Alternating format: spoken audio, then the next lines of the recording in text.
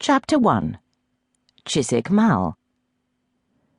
While the present century was in its teens, and on one sunshiny morning in June, there drove up to the great iron gate of Miss Pinkerton's Academy for Young Ladies on Chiswick Mall a large family coach, with 2 fat horses in blazing harness, driven by a fat coachman in a 3-cornered hat and wig, at the rate of 4 miles an hour.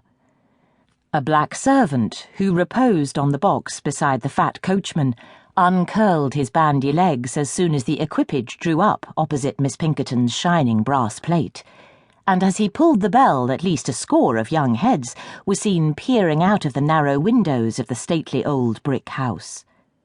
Nay, the acute observer might have recognised the little red nose of good-natured Miss Jemima Pinkerton herself, rising over some geranium pots in the window of that lady's own drawing-room.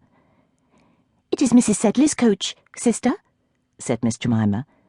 "Sambo, the black servant, has just rung the bell, and the coachman has a new red waistcoat."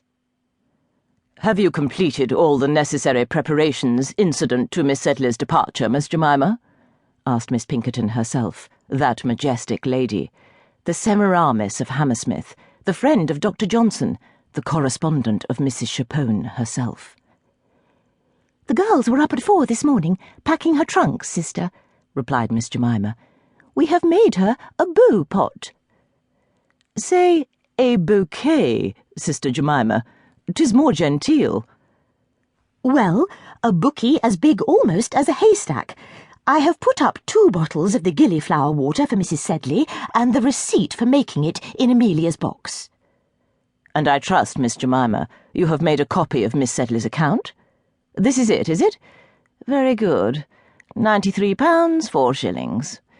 Be kind enough to address it to John Sedley, Esquire, and to seal this billet which I have written to his lady." In Miss Jemima's eyes, an autograph letter of her sister Miss Pinkerton was an object of as deep veneration as would have been a letter from a sovereign. Only when her pupils quitted the establishment, or when they were about to be married, and once, when poor Miss Birch died of the scarlet fever, was Miss Pinkerton known to write personally to the parents of her pupils.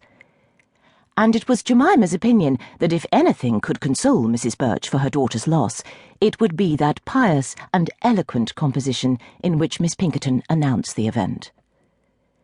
In the present instance, Miss Pinkerton's billet was to the following effect.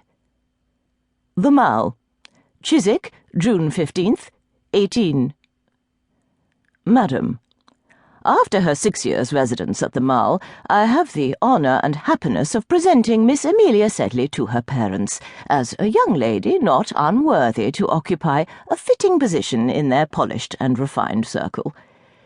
Those virtues which characterize the young English gentlewoman, those accomplishments which become her birth and station, will not be found wanting in the amiable Miss Sedley, whose industry and obedience have endeared her to her instructors, and whose delightful sweetness of temper has charmed her aged and her youthful companions. In music, in dancing, in orthography, in every variety of embroidery and needlework, she will be found to have realized her friends' fondest wishes.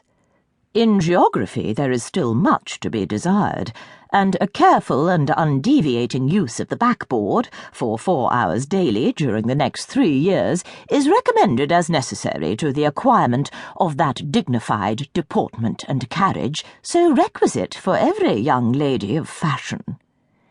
In the principles of religion and morality, Miss Sedley will be found worthy of an establishment which has been honoured by the presence of the great lexicographer, and the patronage of the admirable Mrs. Chapone.